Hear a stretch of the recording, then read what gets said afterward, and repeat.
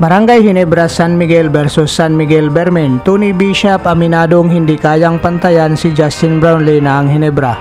Don Trollano at home agad sa SMB at Terence Romeo nagbalik na para sa SMB. Ito ang ating pag-uusapan sa video natin ito. Ngunit kung bago ka pa lang sa aking munting YouTube channel ay humingi po ako ng likes, share and subscribe. Maraming salamat. So silipin muna natin ang PBA Commissioner's Cup latest team standing as of 12/16/2023. Nangunguna ang Magnolia na 7-0, Phoenix 6-1, Meralco 5-1, Northport 5-3, TNT 4-3, San Miguel 4-3, pang-pito ang Ginebra na 4-3, Rain or Shine 2-5, Terra Firma 2-5, NLEX 2-6, Converse 1-6 at panghuli ang Blackwater sa 1-7. So sa bakbakang Barangay Ginebra San Miguel at saka San Miguel Bermen, ito ang dalawang kupunan na nakakapanibago nga dito sa team standing dahil nasa kalagitnaan sila sa ngayon dito sa team standing at pareho nga galing sa talo.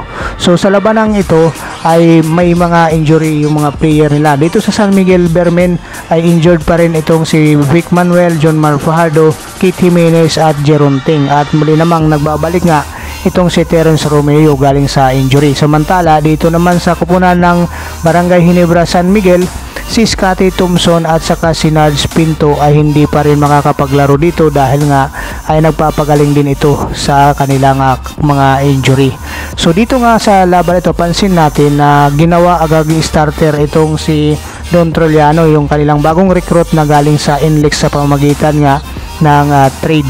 So itong si Don Trollano nga ay maganda nga ang pinakita nga niya dito at sinuklian nga niya ang tiwalang binigay ng SMB at saka ni Coach George Gallen dahil itong si Don Trollano ay nagambag agad ng 16.6 rebounds, 1 steal at saka 1 block at tatlo dito ay galing sa 3-point shot.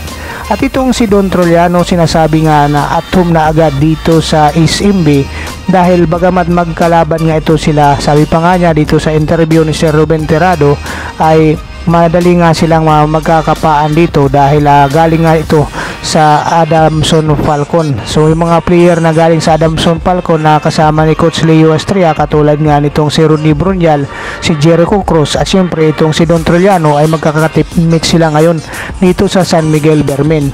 Kaya hindi niya nga nakakapanibago para kay Don Trollano na makasama nga itong mga player. Sabi pa nga niya parang wala namang pinagbago dito nga sa kanyang bagong kupunan na San Miguel Bermen dahil dati pa nga sila magkakasama at magkakilala, which is ito naman mga kois ay good naman ito, magandang sinyalis ito para sa San Miguel Bermen, lalong lalo na itong mga malalaking ambag nga nitong si Don Trollano. Bagamat debut games niya ito dito sa San Miguel Bermen ay pinakita nga niya kagad na kasama na nga siya dito sa magiging starter ng mga San Miguel Bermen players at pinalitan nga dito si Marciula sa bilang forward at ito nga si Don Trollano ang ginamit ni Coach George Gallen. So sa ngayon mapapansin natin na limitado nga ang naging minuto naman nitong si Marciula sa dahil sa pagpasok nitong si Don Trollano, which is okay naman din kasi nakakuha sila ng panalo dito sa laban. So dito nga mga coach itong si Don Trollano ay nagambag nga ng 16 points at 16 points din dito kay Jericho Cruz, tatlo galing sa 3-point area, mayroon siyang 4 na rebound, 2 assist at saka 1 steals. So ganun nga katindi nga mga coach, pero ang mas matindi dito itong si Chris Ross na malaki nga talaga ang ginampanan sa laban na ito na mayroon siyang 22 points, 8 out of 11 sa field goals, mayroon siyang 6 na assist at saka 6 na 3-point shot mga coach. Yung katindi ang ginawa nitong veteranong point guard ng San Miguel Bermen na si Chris Ross. So kapansin-pansin din ang magandang atin nilalaro nitong si Chris Ross, bagamat alam naman natin itong si Chris Ross ay assistant coach na nga ng San Miguel Bermen. So maganda nga ang kanyang motivation at pinakita nga niya dito sa kanyang kupunan na hindi sila po pwede matalo sa laban ito dahil babagsak nga sila hanggang sa dulo ng team standings kung natalo nga sila dito sa Barangay Ginebra San Miguel. So dito nga mga koy, sa ngayon nga ay tabla na nga sila, triple tie sila sa 4 3 win-loss record. So salamat nga dito sa kay Jericho Cruz at saka dito nga kay Don Troliano. So si Jericho Cruz din mga kois ay nag-step up din sa laban ito dahil nga sa kawalan nga ng kanilang mga offensive player. Isang good news din itong ating nakita dahil naglaro na nga itong si Terence Romeo buhat sa kanyang pagkakaroon ng injury sa laban ng Meralco Bulls. So nakaraang isang buwan pa nga itong si Terence Romeo ay nakapaglaro na uli dito sa San Miguel Bermen. Kaya itong sa San Miguel Bermen ay nakapagdagdag nga sila ng panibago na namang offensive player itong si Terence Romeo. So nag-ambag agad itong si Terence Romeo na may limitadong minuto ng 9 puntos dito sa kanyang pagbabalik sa San Miguel Bermen.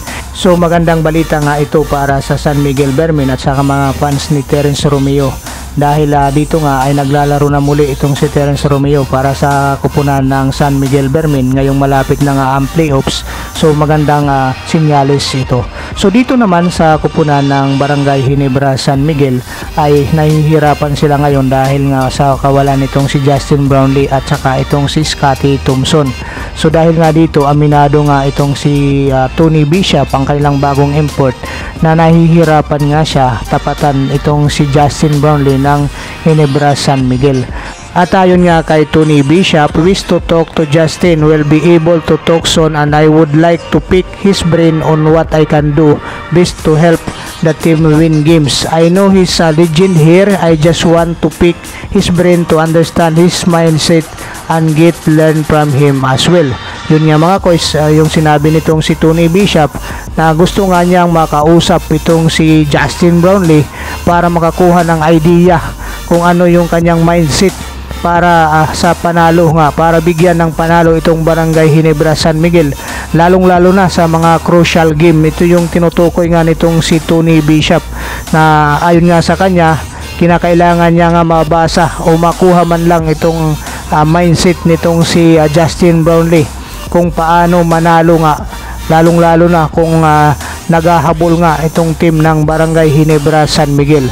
So hindi naman masama yung sinabi nitong si Tony Bishop, bagkus isa itong motivation at willingness nga nitong si Tony Bishop na makatulong na manalo itong kupunan ng Barangay Ginebra San Miguel. So hindi naman masama ang nilalaro nitong si Tony Bishop. Ang kulang lang dito napapansin natin ay ang mga locals dahil limitado nga nagiging contribution nga dito ng mga locals. Dito nga ang nakapagbigay sa kanila ng spark plug nga dito ay ang kanilang mga bench player na sina Sidney Onwebere at saka si Bon Pisumal. Maging itong si Christian Star Hardiner ay limitado nga lang ang naging puntos nga dito sa laban. Ay ito nga ang sabi nga nitong si Coach Timcon sa panayam ni Sir Ruben Terrado ng Spin.ph na bagamat natalo nga sila sa laban na ito ay may nakikita pa rin siyang positive para dito sa Barangay Ginebra San Miguel dahil sa pag-step up nga nitong kanyang mga bench player na sina Bon Pisumal at saka Sidney Onwebere. At hindi rin niya sinisisi itong si Tony Bishop sa kanilang pagkatalo dahil alam naman niyang pinapakita lahat o ginagawa lahat nitong si Tony Bishop para mabigyan nga ng magandang laban ang Barangay Ginebra San Miguel sa kahit anong team. Kaya lang sabi pa nga niya ang sa ngayon ay talo nga sila. So dito nga medyo pinakaba nga itong team ng San Miguel Bermen sa laban dahil sa third quarter nga 70-49. Ngunit pagdating ng fourth quarter, naging 4 na lang ang kalamangan nito, 79-75. Akala nga natin ay magkakaroon na naman ng never see die comeback itong Barangay Ginebra San Miguel. Ngunit dito nga ay hindi nga pumayag itong San Miguel Bermen dahil nakapagtalaan na naman ulit sila ng 17 points na kalamangan, 75-92. Mahigit 1 minuto na lang ang natitira sa fourth quarter dahil dyan kay Chris Ross at saka itong bagong recruit nilang si Don Troliano at maging itong si Jericho Cruz. So ito nga ang tatlong player nito ang nagtulong-tulong para iangat sa panalo itong San Miguel Bermen sa score na 95-82. Sa huli panalo pa rin ang San Miguel Bermen dito sa Barangay Ginebra San Miguel. Maraming salamat mga kois. God bless you all. Bye bye.